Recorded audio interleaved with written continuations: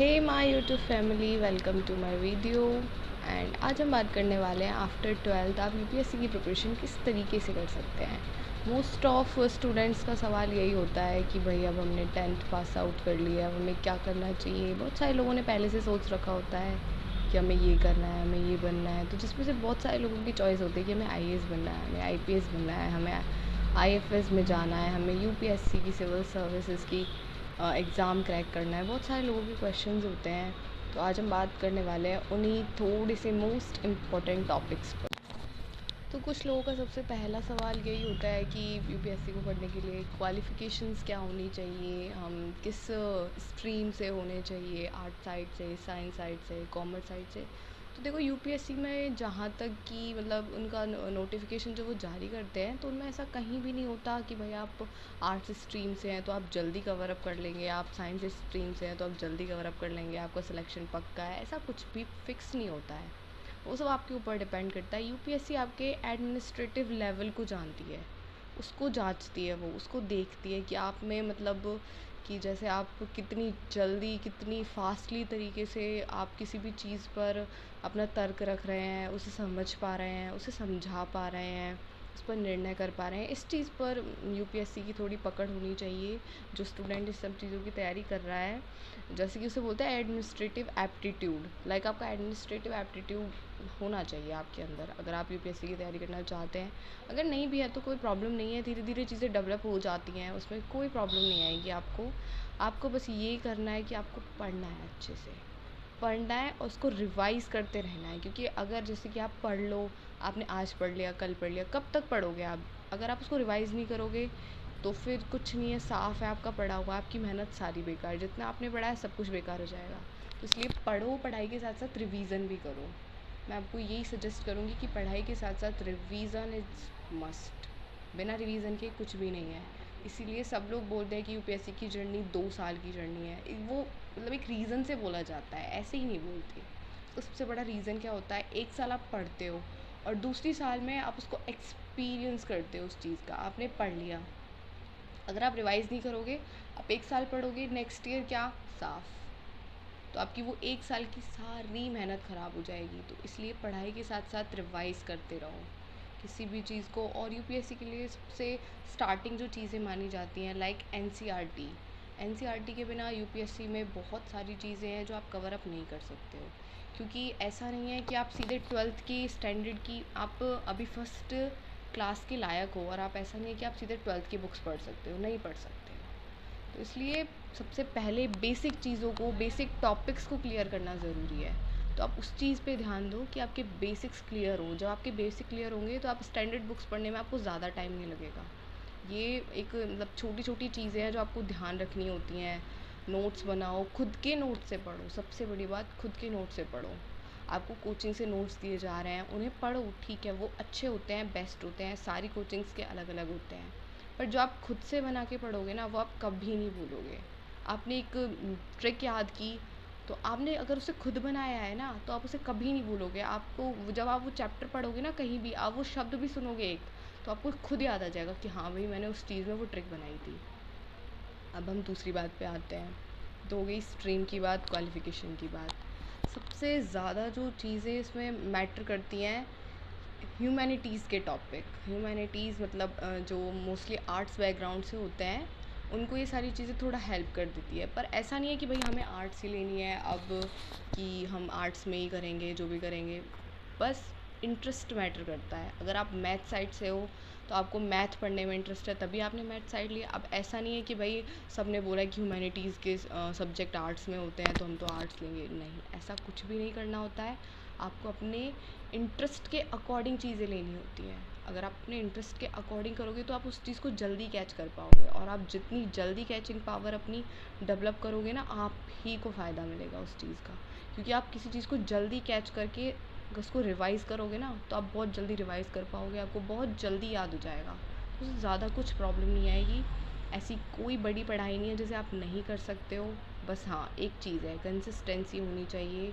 Regular basis पे पढ़ना है आपको। ये नहीं है आपने 1 महीना पढ़ा, 1 महीना ड्रॉप ले लिया, 1 दिन पढ़ा, 4 दिन नहीं पढ़ रहे, आज पढ़ लिया, कल नहीं पढ़ा, ये नहीं करना है आपको। चाहे आप एक चैप्टर पढ़ रहे हो, एक चैप्टर का एक पैराग्राफ भी पढ़ रहे हो ना, तो रोज़ पढ़ो उसे एक पैराग्राफ को। ये किसी ने नहीं कहा आपको कि आप भाई स्टार्टिंग में ही पूरी एनसीईआरटी की एक बुक लेके बैठ जाओ और हाँ भाई मुझे तो आज ही पूरी एनसीईआरटी कंप्लीट करनी है। ऐसा नहीं हो सकता है, और आप कर भी लोगे तो उसका कोई सेंस नहीं निकलेगा। आप आज धीरे धीरे स्टार्ट करो, आज एक पैराग्राफ पढ़ो, कल 2 पैराग्राफ पढ़ना, फिर नेक्स्ट डे हो सकता है और आपको 2 पैराग्राफ पढ़ लो, उससे नेक्स्ट डे और 2 पैराग्राफ पढ़ लो। तो 2-2 करके आप जैसे जैसे पढ़ोगे ना, तो आपको खुद से लगेगा यार बहुत दिन हो गए 2 पैराग्राफ पढ़ते पढ़ते, आज 3 ट्राई करते हैं। जब आपको ये चीज़ आपके अंदर डेवलप हो जाएगी ना कि आज 3 ट्राई करते हैं, आज 4 ट्राई करते हैं, भाई आपको कोई नहीं रोक सकता। सच बता रही हूँ, ये मजाक नहीं है, पर हाँ ये सच बात है। अगर आप ये कर लोगे ना तो आपको कोई नहीं रोक सकता। अब नेक्स्ट, जैसे कि बहुत सारे लोगों के मन में सवाल होते हैं कि भाई हम इंग्लिश मीडियम से करें या हिंदी मीडियम से करें। तो बहुत सारे तरीके के लोग होते हैं इंग्लिश जिनको इंग्लिश बहुत अच्छे से आती है ना, उनका तो माइंड क्लियर है कि भाई हमें इंग्लिश से करनी है, तो वो इंग्लिश से करो। इंग्लिश और हिंदी में ऐसा नहीं है कि ज़्यादा फ़र्क आता है, पर हाँ 2-4% का फ़र्क वो होता ही है। जहाँ तक है, बहुत सारे टीचर्स इस चीज़ को कम करने के लिए प्रैक्टिस कर रहे हैं, कर भी रहे हैं, बहुत कुछ किया भी है उन लोगों ने। बहुत सारी चीज़ें अब हिंदी में भी अवेलेबल हो गई हैं, पर हाँ वो 2-4 जो परसेंट का गैप है ना, उसे वो कभी नहीं ख़त्म कर सकते। ये चीज़ वो लोग खुद भी मानते हैं, क्योंकि इट्स रियल और ये सच है, वो नहीं कर सकते। जितनी चीज़ें, मतलब जितनी करंट की चीज़ें आपको, जितनी साइट्स आपको इंटरनेट पे इंग्लिश में मिलेंगी ना, उतनी हिंदी में आपको कभी भी नहीं मिलेंगी वो चीज़ें।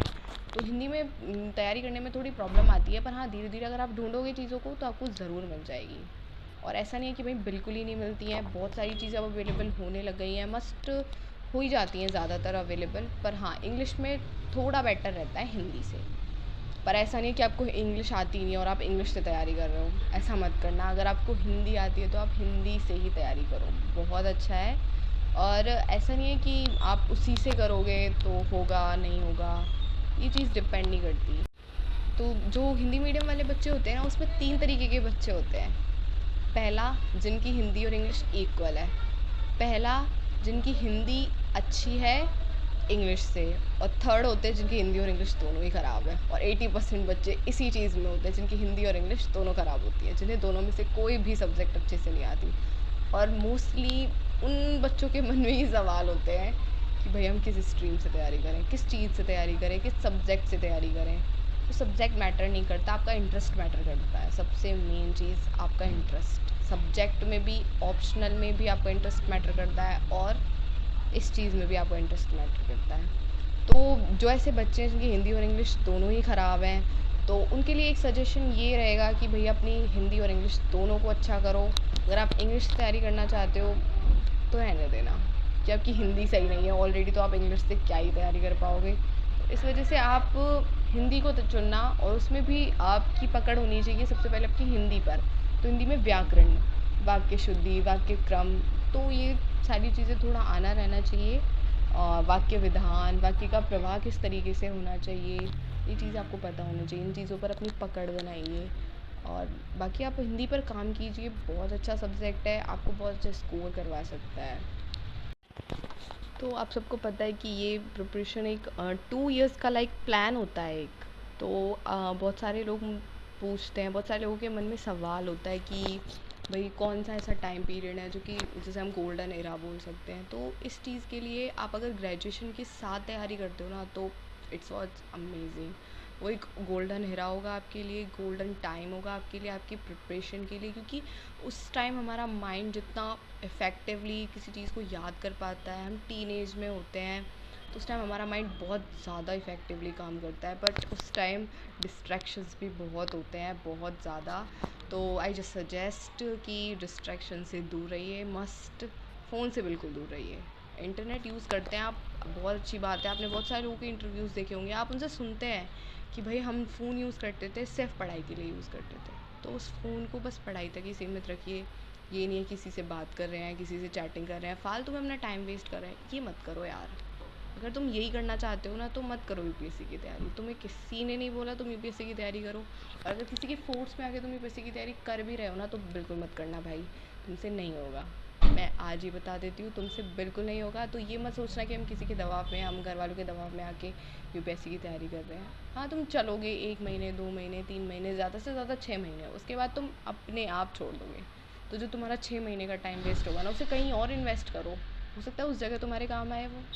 और पेरेंट्स को भी ये चीज़ समझनी चाहिए कि बच्चे को उसके अकॉर्डिंग पढ़ने देना चाहिए, खुद की बर्डन नहीं दे देना चाहिए उन पे कि भाई तुम्हें यही बनना है, तुम यही करोगे। नो, पेरेंट्स को भी ये चीज़ें समझनी चाहिए कुछ अपने बच्चों के लिए, उनके फ्यूचर्स के लिए। हाँ ठीक है, आप लोग हमारे भविष्य के बारे में सोचते हो, बहुत अच्छी बात है, अच्छी चीज़ें सोचते हो आप, मैं ये नहीं कह रही गलत है। पर आपको अपने बच्चे की तरफ भी देखना चाहिए कि हमारा बच्चा किस चीज़ में इंटरेस्टेड है। उसे ज़बरदस्ती किसी स्ट्रीम में धकेलना ये ठीक नहीं होता। तो इसीलिए तो यूपीएससी जैसे कि आपका एडमिनिस्ट्रेटिव लेवल चेक करता है, आपकी लर्निंग कैपेसिटी बेस्ट होनी चाहिए। मतलब आप किसी भी चीज़ को बहुत जल्दी फोकस कर पा रहे हैं, बहुत जल्दी पकड़ पा रहा है। और यूपीएससी ये चाहता है आपको इस जर्नी के दौरान सारे सब्जेक्ट्स पढ़ने पड़ते हैं, ह्यूमैनिटीज़ के भी, साइंस साइड्स के भी, मैथ साइड्स के भी, रीजनिंग, सी सैट जिसे बोलते हैं हम। तो उसमें आपको मैथ्स और रीजनिंग देखने को मिलती है। तो बहुत सारी चीज़ें, मतलब यूपीएससी चाहता है कि अगर आपके सामने कोई ग्राफ भी आ जाए, आपके सामने कोई ऐसी इक्वेशन भी आ जाए जिसे आप झट से सॉल्व कर पाएँ, तो ये चाहता है यूपीएससी। इसीलिए आपको इस एग्ज़ाम के दौरान, इस एग्ज़ाम की प्रिपरेशन के ड्यूरिंग आपको सारे सब्जेक्ट्स पढ़ने पड़ते हैं। तो उसका एक मोस्ट ऑफ रीज़न है कि आप अपनी थॉट पावर को कितना स्ट्रॉन्ग रखते हैं, आप अपने थॉट्स के अकॉर्डिंग देश को कितना आगे ले जा सकते हैं। क्योंकि आप भी, हो सकता है भविष्य में बनने वाले आईएएस होंगे आप भी, पर उसके लिए आपको एक ऐसा अपनी थॉट प्रोसेस को इतना स्ट्रॉन्ग, इतना फास्ट बनाना होगा कि आप कितनी जल्दी किसी भी चीज़ पर निर्णय कर पाते हैं। तो उस चीज़ को आपके यूपीएससी के एग्ज़ाम में परखा जाता है। और आप अपनी देश की अर्थव्यवस्था को कितना स्ट्रॉन्ग बना सकते हैं, कितना इफ़ेक्टिव बना सकते हैं, इस चीज़ को यूपीएससी अपने एग्ज़ाम के ड्यूरिंग आपके अंदर चेक करती है। तो आपको ये करना ही है, आपको अपने अंदर ये चीज़ डेवलप करनी है कि आज मैंने थोड़ा पढ़ा, आज मुझे, कल मुझे इससे ज़्यादा पढ़ना है। और डेली बेसिस पर आप जैसे स्टार्टिंग करते हो, उसी से ही पीवाईक्यूज सॉल्व करना स्टार्ट कर दीजिए। जैसे कि आज आपने कुछ पढ़ा, इंटरनेट पर सारी चीज़ें हैं, बस उसका सही यूज़ करना आना चाहिए आपको। अगर आप इंटरनेट पर पढ़ रहे हो किसी चीज़ को, तो अगर आपने कोई भी कोचिंग ले रखी है तो और भी बेस्ट है। अगर आप खुद से पढ़ाई कर रहे हो तो खुद से पढ़ाई करना बहुत अच्छी बात है, खुद से आप बहुत अच्छे से पढ़ाई कर सकते हो, बस आपको एक तरीका पता होना चाहिए। और वो तरीका ये है कि जैसे आपने आज एक पैराग्राफ पढ़ा ना, तो उससे रिलेटेड सारे पीवाईक्यूज़ खुद बनाओ कि ये क्वेश्चन ऐसे पूछा जा सकता है, ये क्वेश्चन ऐसे। ऐसे नहीं है कुछ भी रट्टाबाजी चला रहे हैं हम, कुछ भी क्वेश्चन बना रहे हैं, ऐसे नहीं होना चाहिए। हमें खुद को पता होना चाहिए कि हाँ भाई ये आ सकता है, ये पूछ सकते हैं। खुद से पीवाईक्यूज़ बनाओ उस चीज़ में। और जैसे जैसे आप आगे बढ़ते हो, आपकी तैयारी खुद से आपको लगेगा कि हाँ भाई कुछ नहीं है, ईज़ी है, बहुत ईज़ी है, ईज़ी है। बस रिवीजन करते रहो और पीवाईक्यूज़ सॉल्व करो। प्रीलिम्स का तो यही एक तोड़ है। इंग्लिश और हिंदी में एक छोटा सा फ़र्क इस जगह आ जाता है कि किसी भी चीज़ का आप अनुवाद करते हैं ना, तो वो अनुवाद ही रहता है, और एक ओरिजिनल वर्ड बहुत, मतलब उसका थोड़ा अलग इफ़ेक्ट पड़ता है चीज़ों पर। जैसे कि बहुत सारे टीचर्स ऐसे होते हैं जो हमारी नोटबुक्स चेक करते हैं यूपीएससी में, तो बहुत सारे टीचर्स ऐसे होते हैं, मोस्ट ऑफ तो इंग्लिश समझने वाले ही होते हैं, और जो कुछ होते हैं वो ऐसे होते हैं कि हाँ वो इंग्लिश और हिंदी दोनों समझ सकते हैं। पर जो वर्ड आपका इंग्लिश में ज़्यादा इफेक्टिव होता है, अगर हम उसका हिंदी अनुवाद करके हिंदी में लिखते हैं, तो हो सकता है वो चीज़ इतना इफ़ेक्ट ना करे टीचर पर। तो इस वजह से थोड़ा इंग्लिश ज़्यादा परसेंटेज वाइज हो जाती है। पर ऐसा कुछ नहीं है, अगर आप हिंदी में भी तैयारी करते हो तो बेस्ट है। बस गुड लक, अच्छे से तैयारी कीजिए।